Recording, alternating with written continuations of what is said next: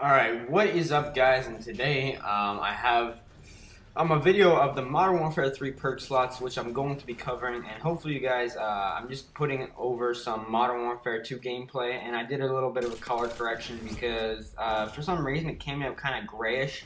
I don't know if like one of my wires wasn't in all the way or something, so I just did a color correction over it. But yeah. So with Modern Warfare 3 coming out fairly soon, I think there's going to be a lot of people, as soon as they get the game, they're going to be seeing what perks are good, what's working, what point streaks are going to work good, what guns work good with what attachments. So I decided to cover the Tier 1 perk slot today. 5 perks each slot, just like usual. Most of the perks are they're fairly similar to the last games. They made some changes, not like I shouldn't say didn't make huge changes. They made a whole new perk, I think, in 1 or 2 slots. But yeah.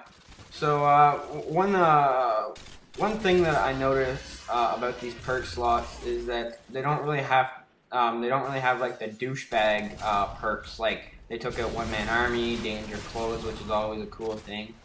And I don't know, the perks seem a bit more balanced in this game, which I'm looking forward to. So let's get into the Tier 1 perk slot.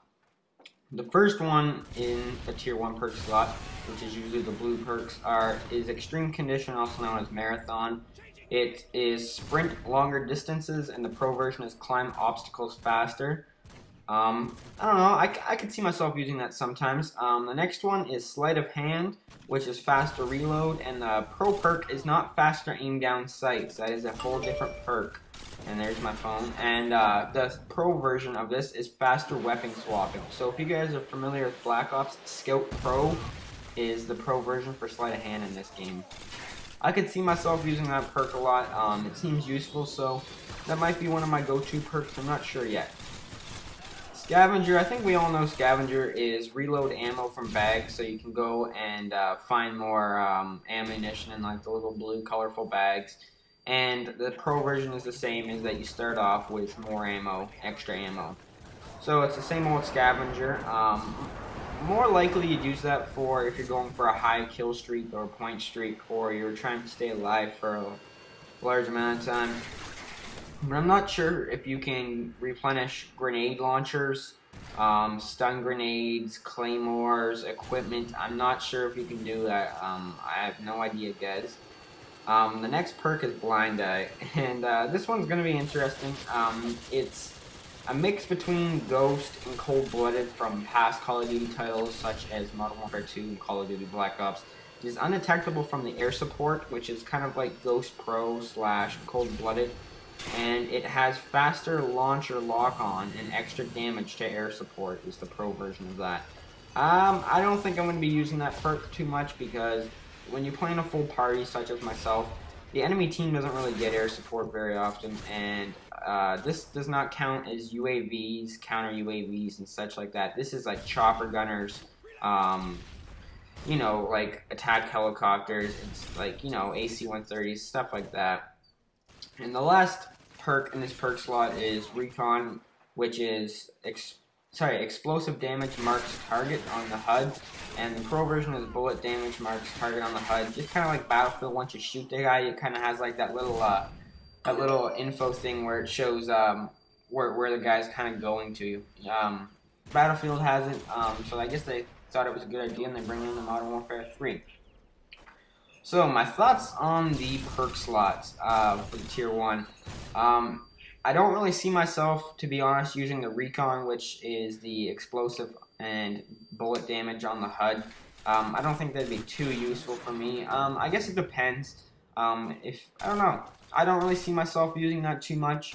Blind Eye is, like I already gave you guys the definitions. I won't be using that too much because the enemy team doesn't really get air support very often.